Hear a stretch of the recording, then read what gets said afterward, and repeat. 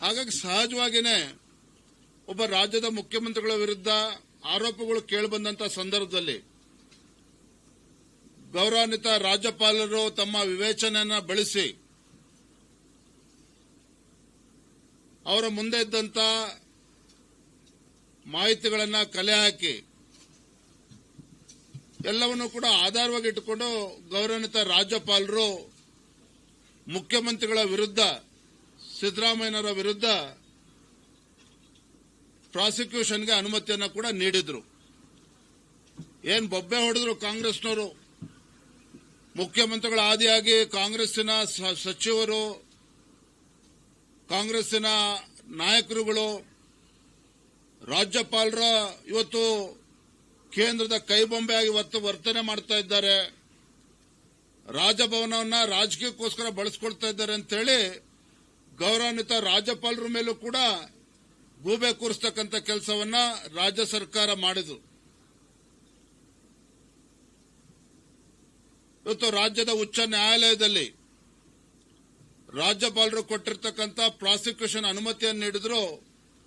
ರಾಜ್ಯದ ಉಚ್ಚ ನ್ಯಾಯಾಲಯದಲ್ಲಿ ಸ್ವತಃ ಮುಖ್ಯಮಂತ್ರಿಗಳು ಇದನ್ನ ಚಾಲೆಂಜ್ ಮಾಡಿದ್ರು. ಸುದೀರ್ಘವಾಗಿ ಉಚ್ಚ ನ್ಯಾಯಾಲಯದಲ್ಲಿ ಪರ ವಿರೋಧ ಎಲ್ಲವೂ ಕೂಡ ವಾದ ಆದ ನಂತರದಲ್ಲಿ ರಾಜ್ಯ ಉಚ್ಚ ನ್ಯಾಯಾಲಯ ಇವತ್ತು ತೀರ್ಪನ್ನು ನೀಡಿದೆ. ಆ ತೀರ್ಪಿನಲ್ಲಿ ಸ್ಪಷ್ಟವಾಗಿ ಉಲ್ಲೇಖ ಮಾಡಿದ್ದಾರೆ, ಸಿದ್ದರಾಮಯ್ಯನವರ ಮುಖ್ಯಮಂತ್ರಿಗಳ ಅರ್ಜಿಯನ್ನು ವಜಾ ಮಾಡ್ತಾ ರಾಜ್ಯ ಉಚ್ಚ ನ್ಯಾಯಾಲಯ ರಾಜ್ಯಪಾಲರು ಕೊಟ್ಟಿರತಕ್ಕಂಥ ಪ್ರಾಸಿಕ್ಯೂಷನ್ಗೆ ಅನುಮತಿಯನ್ನು ನೀಡಿದ್ದಾರೆ. ಅದು ಸಂಪೂರ್ಣವಾಗಿ ಕಾನೂನುಬದ್ಧವಾಗಿದೆ, ಕ್ರಮಬದ್ಧವಾಗಿದೆ ಅನ್ನುವ ಅಂಶವನ್ನ ರಾಜ್ಯ ಉಚ್ಚ ನ್ಯಾಯಾಲಯ ಹೇಳಿರ್ತಕ್ಕಂಥದ್ದು. ರಾಜ್ಯಪಾಲರು ಕೊಟ್ಟಿರತಕ್ಕಂಥ ಪ್ರಾಸಿಕ್ಯೂಷನ್ ಸರಿಯಾಗಿದೆ ಅಂತೇಳಿ ಅದನ್ನು ಎತ್ತಿಡಿದಿರ್ತಕ್ಕಂಥದ್ದು. ಬಹಳ ಪ್ರಮುಖವಾಗಿ ನ್ಯಾಯಾಧೀಶರು ಉಲ್ಲೇಖ ಮಾಡಿರ್ತಕ್ಕಂಥ ಅಂಶ ಅಂತ ಹೇಳಿದ್ರೆ, ಕಾನೂನು ಎದುರು ಎಲ್ಲರೂ ಕೂಡ ಒಂದೇ ಅನ್ನುವ ಅಂಶವನ್ನು ಕೂಡ ರಾಜ್ಯ ಉಚ್ಚ ನ್ಯಾಯಾಲಯ ಹೇಳಿರ್ತಕ್ಕಂಥದ್ದು. ಹಾಗಾಗಿ ನಾನು ಈ ಒಂದು ತೀರ್ಪು ಬಂದಿರತಕ್ಕಂಥ ಸಂದರ್ಭದಲ್ಲಿ ರಾಜ್ಯದ ಗೌರವಾನ್ವಿತ ಮುಖ್ಯಮಂತ್ರಿಗಳಾಗಿರ್ತಕ್ಕಂಥ ಸಿದ್ದರಾಮಯ್ಯನವರಲ್ಲಿ ನಾನು ಆಗ್ರಹವನ್ನು ಮಾಡ್ತೇನೆ. ರಾಜ್ಯಪಾಲರ ಮೇಲೆ ಆರೋಪ ಮಾಡತಕ್ಕಂಥದ್ದನ್ನ ಬದಿಗಿಟ್ಟು ರಾಜ್ಯ ಉಚ್ಚ ನ್ಯಾಯಾಲಯ ಏನು ತೀರ್ಪನ್ನು ಕೊಟ್ಟಿದೆ ಅದಕ್ಕೆ ಗೌರವಿಸಬೇಕು, ಉಚ್ಚ ನ್ಯಾಯಾಲಯದ ತೀರ್ಪನ್ನು ಗೌರವಿಸಬೇಕು. ಏನಿವತ್ತು ತಮ್ಮ ಸ್ವತಃ ಮುಖ್ಯಮಂತ್ರಿಗಳ ಮೇಲೆ ಆರೋಪ ಬಂದ ಸಂದರ್ಭದಲ್ಲಿ ಮುಖ್ಯಮಂತ್ರಿಗಳ ಕುಟುಂಬವೇ ಇವತ್ತು ಮೈಸೂರಿನ ಮೂಡ ಹಗರಣದಲ್ಲಿ ಭಾಗಿಯಾಗಿದ್ದಾರೆ ಅಂತ ನೇರವಾಗಿ ನಿಮ್ಮ ಮೇಲೆ ಆರೋಪ ಬಂದಿರತಕ್ಕಂಥ ಸಂದರ್ಭದಲ್ಲಿ ಗೌರವವಾಗಿ ತಮ್ಮ ಮುಖ್ಯಮಂತ್ರಿ ಸ್ಥಾನಕ್ಕೆ ರಾಜೀನಾಮೆ ನೀಡಬೇಕು ಅನ್ನುವ ಆಗ್ರಹವನ್ನ ನಾನಿವತ್ತು ಮಾಡ್ತಾ ಇದ್ದೇನೆ. Dear friends, Bharatiya Janata Party has relentlessly fighting against this corrupt Congress government. From last 2 months, we have been fighting against corrupt Chief Minister Siddaramaiah ji. We have been fighting against this corrupt Congress government. In Estate Development Corporation scam, Chief Minister himself had agreed on the floor of the House. Yes, scam has taken place in Estate Development Corporation. More than 87 crores has been looted by Congress government, and the concerned minister Nagendra was forced to resign. And then after, when Bharatiya Janata Party took up the issue of Mysore Muda scam, where Chief Minister family is a direct beneficiary in this Mysore Muda scam, and the allegation is against the Chief Minister himself. When Bharatiya Janata Party and JDS wanted to discuss on the floor of the House, when the Assembly was in session, hurriedly, Chief Minister Siddaramaiah ji, very smartly, he is constituted single man inquiry commission by a retired High Court judge, then itself doubts arose. We demanded Chief Minister to answer our questions on the floor of the House. But Chief Minister Siddaramaiah chose to run away from the Assembly after we decided to carry out our protest. After we successfully planned Padayatra against the corrupt Chief Minister, Mysore Chalo, from Bangalore to Mysore, we carried out our Padayatra against the corrupt Chief Minister. During this period, respected Governor received more than 3 petitions, complaints against corruption that has taken place in Muda scam. Allegation was directly against the Chief Minister of Karnataka, Mr. Siddaramaiah ji. So, respected Governor, after consultation and deliberation, respected Governor had given the sanction for prosecution. But Chief Minister and the Congress ministers challenged the order of the Governor, challenged the order of prosecution given by respected Governor. They challenged it in the High Court. So after a detailed argument that had taken place in the High Court, today High Court has come out with a judgment which has clearly said the petition challenged by the Chief Minister Siddaramaiah has been dismissed by the Honorable High Court. At the same time, the judge has observed that all are equal before the law. All are equal before the law. So, Honorable High Court has upheld the order of prosecution given by the Governor. So at this juncture, I demand Chief Minister Siddaramaiah ji to resign from the post of Chief Minister immediately without any further delay.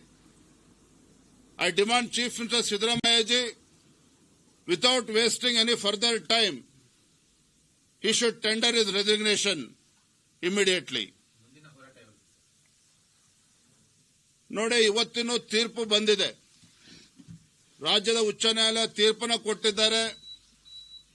ಇವತ್ತೇನು ಮೈಸೂರಿನ ಮೂಡ ಹಗರಣದಲ್ಲಿ ಮುಖ್ಯಮಂತ್ರಿಗಳ ಕುಟುಂಬನೇ ಭಾಗಿಯಾಗಿದೆ ಅಂತೇಳಿ ಸ್ಪಷ್ಟವಾಗಿ ರಾಜ್ಯಪಾಲರು ಕೊಟ್ಟಿರ್ತಕ್ಕಂಥ sanction ಕ್ರಮಬದ್ಧವಾಗಿದೆ ಅಂತೇಳಿ ರಾಜ್ಯ ಉಚ್ಚ ನ್ಯಾಯಾಲಯ ಹೇಳಿದೆ. ಹಾಗಾಗಿ ಸ್ವಲ್ಪ ಸಮಯ ಕೊಡೋಣ, ನಾವೆಲ್ಲ ಪಕ್ಷದ ಮುಖಂಡರು ಚರ್ಚೆ ಮಾಡ್ತೇವೆ. ಆದರೆ ಒಂದಂತೂ ನಿಶ್ಚಿತ, ರಾಜ್ಯದ ಮುಖ್ಯಮಂತ್ರಿಗಳು ಭ್ರಷ್ಟಾಚಾರ ರಹಿತ ಆಡಳಿತವನ್ನು ನೀಡ್ತೇವೆ. Congress will give a corrupt-free government in Karnataka. The claim of Chief Minister Siddaramaiah has collapsed today.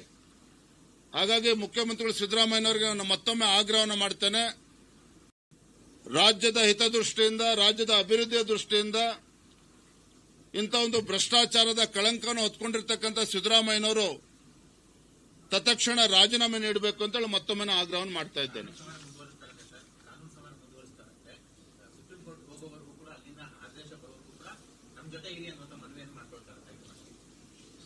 ನೋಡ್ರಿ, ಸಿದ್ದರಾಮಯ್ಯನವರು ಮುಖ್ಯಮಂತ್ರಿಗಳು ಅವರ ಹೈಕಮಾಂಡ್ಗೆ ಏನ್ ಮನವಿಯನ್ನು ಮಾಡ್ಕೊಳ್ತಾರೆ, ಅವರು ಸ್ವತಂತ್ರರಿದ್ದಾರೆ.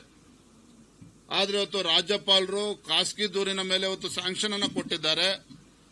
ಸ್ಯಾಂಕ್ಷನ್ ಇದು ರಾಜಕೀಯ ಪ್ರೇರಿತವಾಗಿದೆ. ಸ್ಯಾಂಕ್ಷನ್ ಕೊಟ್ಟಿರತಕ್ಕಂಥದ್ದು ಕ್ರಮಬದ್ಧವಾಗಿಲ್ಲ ಅಂತೇಳಿ ರಾಜ್ಯದ ಉಚ್ಚ ನ್ಯಾಯಾಲಯಕ್ಕೆ ಏನು ತಾವು ಮೆಟ್ಲೇರಿದ್ರಿ, ಇವತ್ತು ಉಚ್ಚ ನ್ಯಾಯಾಲಯವು ಕೂಡ ಇವತ್ತು ತೀರ್ಪನ್ನ ನೀಡಿದೆ. ಆ ತೀರ್ಪನ್ನ ಗೌರವಿಸ್ತಾರೆ ಅಂತೇಳಿ ನಾವಂತೂ ಭಾವಿಸಿದ್ದೇವೆ. ಯಡಿಯೂರಪ್ಪ ಅವರು ರಾಜೀನಾಮೆ ಕೊಡೋ ಸಂದರ್ಭದಲ್ಲಿ ಹೈಕಮಾಂಡ್ ಅವ್ರ ಪರವಾಗಿಲ್ಲ, ಈಗ ಹೈಕಮಾಂಡ್ ಅವ್ರ ಪರವಾಗಿದೆ, ಹಾಗೆ ಮುಂದುವರಿತಾರೆ. ನೋಡಿ, ಯಡಿಯೂರಪ್ಪನವ್ರ ಬಗ್ಗೆ ಏನು ಆರೋಪ ಬಂದಿತ್ತು, ತದನಂತರದಲ್ಲಿ ಕೋರ್ಟ್ ಅಲ್ಲಿ ಯಾವ ರೀತಿ ಅವರಿಗೆ ನ್ಯಾಯ ಸಿಕ್ಕಿದೆ, ಮತ್ತು ಕೂಡ ಅದಾದ ನಂತರ ರಾಜ್ಯದಲ್ಲಿ ಮುಖ್ಯಮಂತ್ರಿಗಳಾಗಿದ್ದಾರೆ. ನಾನಿವತ್ತು ರಾಜ್ಯದ ಮುಖ್ಯಮಂತ್ರಿಗಳಿಗೆ ಆಗ್ರಹವನ್ನು ಮಾಡ್ತಾ ಇರ್ತಕ್ಕಂಥದ್ದು, ನಿಮ್ಮ ಕುಟುಂಬದ ಮೇಲೆ ಆರೋಪ ಬಂದಂತ ಸಂದರ್ಭದಲ್ಲಿ, ಭ್ರಷ್ಟಾಚಾರದ ಆರೋಪವನ್ನು ಬಂದಂತ ಸಂದರ್ಭದಲ್ಲಿ ನೈತಿಕ ಹೊಣೆತ್ತು ರಾಜೀನಾಮೆ ನೀಡ್ತಾರೆ ಅನ್ನೋ ವಿಶ್ವಾಸ ನಮ್ಮೆಲ್ಲರೂ ಕೂಡ ಇದೆ. ಅದು ನೀಡಲಿಲ್ಲ ಅಂತ ಹೇಳಿದ್ರೆ ಮುಂದೆ ಏನ್ ಮಾಡಬೇಕು ನಾವು ತೀರ್ಮಾನವನ್ನು ಮಾಡ್ತೇವೆ. 1 ತಿಂಗಳು 2 ತಿಂಗಳು ಪ್ರಶ್ನೆ ಇಲ್ಲ. ನಮ್ಮೆಲ್ಲ ಪಕ್ಷದ ಹಿರಿಯರೆಲ್ಲ ಕೂತು ಚರ್ಚೆ ಮಾಡ್ತಾ ಇಲ್ಲ. 1 ತಿಂಗಳು 2 ತಿಂಗಳು 1 ವಾರದ ಪ್ರಶ್ನೆ ಅಲ್ಲ.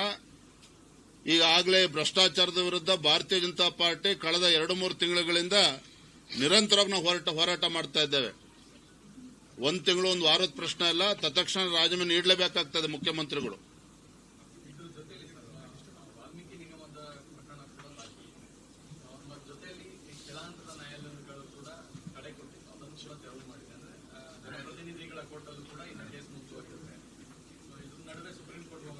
ನೋಡ್ರಿ, ಒಂದಂತೂ ಸ್ಪಷ್ಟ, ನಮ್ಮ ಮಾಧ್ಯಮದ ಸ್ನೇಹಿತರು ಅರ್ಥ ಮಾಡ್ಕೋಬೇಕು. ವಾಲ್ಮೀಕಿ ಅಭಿವೃದ್ಧಿ ನಿಗಮದಲ್ಲಿ ನಾವು ಹೋರಾಟವನ್ನು ಕೈಗೆತ್ತಿಕೊಂಡಾಗ ಭ್ರಷ್ಟಾಚಾರ ಆಗೇ ಇಲ್ಲ ಅಂತೇಳಿ ಮುಖ್ಯಮಂತ್ರಿಗಳು ಪ್ರತಿಪಾದನೆ ಮಾಡ್ತಾ ಇದ್ರು. ಆದರೆ ವಿಧಾನಸಭೆ ಅಧಿವೇಶನದಲ್ಲೇ ಸ್ವತಃ ಮುಖ್ಯಮಂತ್ರಿಗಳು ಒಪ್ಕೊಳ್ತಾರೆ, ಹೌದು ವಾಲ್ಮೀಕಿ ಅಭಿವೃದ್ಧಿ ನಿಗಮದಲ್ಲಿ ಹಗರಣ ಆಗಿದೆ, 87 ಕೋಟಿ ಹಗರಣ ಆಗಿದೆ ಅನ್ನೋದನ್ನ ಸ್ವತಃ ಮುಖ್ಯಮಂತ್ರಿಗಳೇ ಒಪ್ಕೊಂಡಿದ್ದಾರೆ. ಇನ್ನು ಮೂಡಾ ವಿಚಾರದಲ್ಲಿ ನಿರಂತರವಾಗಿ ನಾವು ಹೋರಾಟವನ್ನು ಮಾಡ್ತಾ ಇದ್ವಿ. ಮೂಡಾ ಇದರಲ್ಲಿ ನಂದೇನೂ ಪಾತ್ರ ಇಲ್ಲ, ನನ್ನ ಕುಟುಂಬದವರು ಯಾವುದೇ ರೀತಿಯ ಪಾತ್ರ ಇಲ್ಲ ಇದರಲ್ಲಿ, we are not the beneficiaries ಅನ್ನೋದನ್ನ ಸ್ವತಃ ಮುಖ್ಯಮಂತ್ರಿಗಳು ಕೂಡ ಹೇಳ್ತಾ ಇದ್ರು. ಆದರೆ ರಾಜ್ಯಪಾಲರು ಏನು ಇವತ್ತು ಪ್ರಾಸಿಕ್ಯೂಷನ್ಗೆ ಅನುಮತಿ ಕೊಟ್ಟಿದ್ರು, ರಾಜಭವನದ ಬಗ್ಗೆನೂ ಕೂಡ ರಾಜ್ಯಪಾಲರ ಬಗ್ಗೆನೂ ಕೂಡ ಆರೋಪಗಳನ್ನು ಮಾಡ್ತಕ್ಕಂಥದ್ದು, ಅವರನ್ನ ತೇಜೋವಧೆ ಮಾಡ್ತಕ್ಕಂಥ ಕೆಲಸವೂ ಕೂಡ ಸ್ವತಃ ರಾಜ್ಯ ಸರ್ಕಾರ ನೇತೃತ್ವದಲ್ಲಿ ಆಗಿರ್ತಕ್ಕಂಥದ್ದು. ಒಟ್ಟಾರೆಯಾಗಿ ಹೇಳೋದಾದ್ರೆ ಮುಖ್ಯಮಂತ್ರಿಗಳೇನು ಭ್ರಷ್ಟಾಚಾರ ಆಗಿಲ್ಲ, ರಾಜ್ಯಪಾಲರು ಕೊಟ್ಟಿರ್ತಕ್ಕಂಥ ಒಂದು ಅನುಮತಿ ಕ್ರಮಬದ್ಧವಾಗಿಲ್ಲ ಅಂತ ಏನ್ ಹೇಳಿದ್ರು, ರಾಜ್ಯದ ಉಚ್ಚ ನ್ಯಾಯಾಲಯ ಇವತ್ತು ಸ್ಪಷ್ಟ ಮಾತುಗಳಲ್ಲಿ ಹೇಳಿದೆ. ಇವತ್ತು ಮೇಲ್ನೋಟಕ್ಕೆ ಇವತ್ತು ಅರ್ಥ ಆಗ್ತದೆ, prima facie case has been made out, so hence chief minister Siddaramaiah is bound to resign. ಇದು ನಮ್ಮ ಆಗ್ರಹ. ಥ್ಯಾಂಕ್ ಯು, ಧನ್ಯವಾದಗಳು.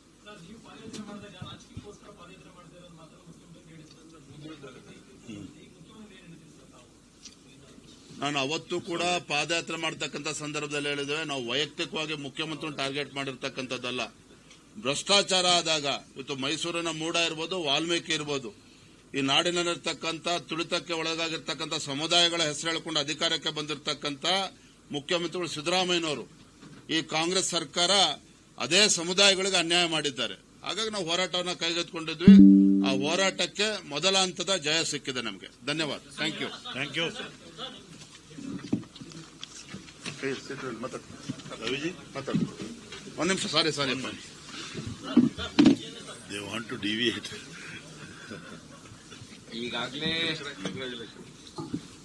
ಈಗಾಗಲೇ ರಾಜ್ಯಾಧ್ಯಕ್ಷರು ವಿವರವಾಗಿ ಹೇಳಿದ್ದಾರೆ, ಭಾರತೀಯ ಜನತಾ ಪಾರ್ಟಿಯ ಭ್ರಷ್ಟಾಚಾರದ ವಿರುದ್ಧದ ಹೋರಾಟಕ್ಕೆ ಜಯ ಸಿಕ್ಕಿದೆ ಅಂತ ನಾನು ಪರಿಭಾವಿಸ್ತೇನೆ. ಸತ್ಯಮೇವ ಜಯತೆ. ರಾಜ್ಯಪಾಲರ ವಿರುದ್ಧ ಅವರು ಪ್ರಾಸಿಕ್ಯೂಷನ್ಗೆ ಅನುಮತಿ ಕೊಟ್ಟಿದ್ದೇ ಅಪರಾಧ, ಅದು ಸಂವಿಧಾನ ಬಾಹಿರ ಅಂತ ಹೇಳಿ ಆರೋಪ ಮಾಡಿದಂತ ಕಾಂಗ್ರೆಸ್ಸಿಗರು ಸಾರ್ವಜನಿಕ ಕ್ಷಮೆಯಾಚನೆ ಮಾಡಬೇಕು. ಒಂದು ಸಾಂವಿಧಾನಿಕ ಹುದ್ದೆಯನ್ನ ಅಗೌರವಿಸಿದ ಕಾರಣಕ್ಕೋಸ್ಕರ ಸಾರ್ವಜನಿಕ ಕ್ಷಮೆಯಾಚನೆ ಮಾಡಬೇಕು ಅಂತ ನಾನು ಆಗ್ರಹಿಸ್ತೇನೆ. ಇನ್ನು ಮುಖ್ಯಮಂತ್ರಿಗಳಿಗೆ ಇನ್ಯಾವುದೇ ದಾರಿ ಏನು ಉಳಿದಿಲ್ಲ. ಅವರು ಕಾನೂನು ಪಂಡಿತರು, ಸಿಂಪಲ್ ಚೀಫ್ ಮಿನಿಸ್ಟರ್, ಕಾಸ್ಟ್ಲಿ ಲಾಯರ್ನೆಲ್ಲ ಕರ್ಕೊಂಡು ಬಂದು ಆರ್ಗ್ಯೂ ಮಾಡಿಸಿದ್ರು. ಸಿಎಂ ಸಿಂಪಲ್ ನೋಡೋಕೆ, ಆದ್ರೆ ಲಾಯರ್ಗಳೆಲ್ಲ ಬಂದಿದ್ದು ಕಾಸ್ಟ್ಲಿ ಲಾಯರ್ಗಳು. ಅವರೆಲ್ಲ ಬಂದು ಆರ್ಗ್ಯುಮೆಂಟ್ ಮಾಡಿದ್ಮೇಲೂ ಕೂಡ ಸತ್ಯವನ್ನು ಮುಚ್ಚಿಡಕ್ ಸಾಧ್ಯ ಆಗಲಿಲ್ಲ. ಹಾಗಾಗಿ ಇನ್ನೆಷ್ಟೇ ಎಲ್ಲಿಗೆ ಹೋದ್ರೂ ಕೂಡ ಸತ್ಯವನ್ನು ಮುಚ್ಚಿಡೋಕ್ ಸಾಧ್ಯ ಆಗಲ್ಲ, ಸುಳ್ಳು ಗೆಲ್ಲಕ್ ಆಗಲ್ಲ. ಯಾಕೆ ಸುಳ್ಳು ಹಿಡ್ಕೊಂಡು ಬಹಳ ಸಮಯ ವ್ಯರ್ಥ ಮಾಡ್ತೀರಿ, ನಗೆಪಾಟ್ಲಿಗೀಡಾಗ್ತೀರಿ? ಅದ್ರ ಬದಲಿಗೆ ಸತ್ಯದ ಪರವಾಗಿ ಜೈ ಅನ್ಬಿಡಿ. ನೀವೇ ರಾಜೀನಾಮೆ ಕೊಡೋದು ಒಂದೇ ನಿಮಗಿರುವಂತ ದಾರಿ. ಕರ್ನಾಟಕದಲ್ಲಿ ಇಂಥ ಸಂದರ್ಭ ಬಂದಾಗ ನೈತಿಕ ಹೊಣೆ ಹೊತ್ತು ರಾಜೀನಾಮೆ ಕೊಟ್ಟಂತ ಉದಾಹರಣೆಗಳು ಸಾಕಷ್ಟು ನಾವು ನೆನಪು ಮಾಡಿದ್ದೀವಿ. ಸಿದ್ದರಾಮಯ್ಯನವರೇ ಇದಕ್ಕಿಂತ ಜಾಸ್ತಿ ಬಂಡತನ ಮಾಡಬಾರದು. ಈಗ ಮಾಡಿದ್ದೇ ಜಾಸ್ತಿ ಬಂಡತನ, ಇನ್ನೂ ಜಾಸ್ತಿ ಬಂಡತನ ಮಾಡಬೇಡಿ. ರಾಜೀನಾಮೆ ಕೊಟ್ಟು ಕರ್ನಾಟಕದ ಘನತೆಯನ್ನ ಎತ್ತಿಡಿರಿ. ಎಲ್ಲಾ ಟೈಮ್ನಲ್ಲೂ ಕೂಡ ತಮ್ಮ ಅನುಕೂಲಕ್ಕೆ ತಕ್ಕಂತೆ ಮುಚ್ಚಾಕಳಕ್ ಆಗಲ್ಲ. ನೀವು ಎಸಿಬಿ ಮೂಲಕ ಸಾಕಷ್ಟು ಕೇಸ್ಗಳನ್ನು ಮುಚ್ಚಾಕೊಂಡಿದ್ದೀರಿ. ಲೋಕಾಯುಕ್ತವನ್ನು ದುರ್ಬಲಗೊಳಿಸಿದ್ದು ಇದೇ ಕಾರಣಕ್ಕೆ. ನಿಮ್ಮ ಮೇಲೆ ಭ್ರಷ್ಟಾಚಾರದ ಪ್ರಕರಣ ಬಂದಾಗೆಲ್ಲ ಲೋಕಾಯುಕ್ತವನ್ನು ದುರ್ಬಲಗೊಳಿಸಿ ಎಸಿಬಿ ಮೂಲಕ ಕ್ಲೀನ್ ಚಿಟ್ ಕೊಡಿಸ್ಕೊಳ್ಳೋ ಕೆಲಸ ಮಾಡಿದ್ರಿ. ಎಲ್ಲಾ ಕಾಲಕ್ಕೂ ಇದು ನಡೆಯಲ್ಲ ಅನ್ನೋದು ಈ ಸತ್ಯ ನಿಮಗೆ ಅರಿವಾಗಿದೆ ಅಂತ ಭಾವಿಸ್ತೇನೆ. ಹಾಗಾಗಿ ನೀವು ನ್ಯಾಯಾಲಯದ ತೀರ್ಪನ್ನು ಗೌರವಿಸಿ ನೈತಿಕ ಹೊಣೆ ಹೊತ್ತು ರಾಜೀನಾಮೆ ಕೊಡಿ ಅಂತ ಆಗ್ರಹಿಸ್ತೇನೆ. ಮತ್ತೆ ಇಲ್ಲ ಸಲ್ಲದ ಆರೋಪವನ್ನ ರಾಜ್ಯಪಾಲರ ಮೇಲೆ ಮಾಡಿದ ಕಾರಣಕ್ಕೆ ಅವರ ಕ್ಷಮೆಯಾಚನೆ ಮಾಡಿ ಅಂತ ವಿನಂತಿಸ್ತೇನೆ.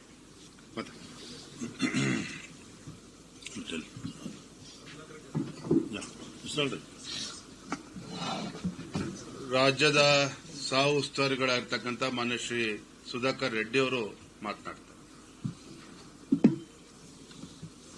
On Karnataka High Court verdict, we wholeheartedly welcome the decision of this High Court, and rightly said by our State President Vijayendra ji and C.T. Ravi ji. We demand the resignation of the Chief Minister immediately, without hesitating even 1 minute. Also, he is not supposed to be in the office on moral grounds. He is the responsible, and also simultaneously, Governor is the constitutional authority, constitutional representative. So many ill things, nasty comments made on Honorable Governor by the Congress leaders.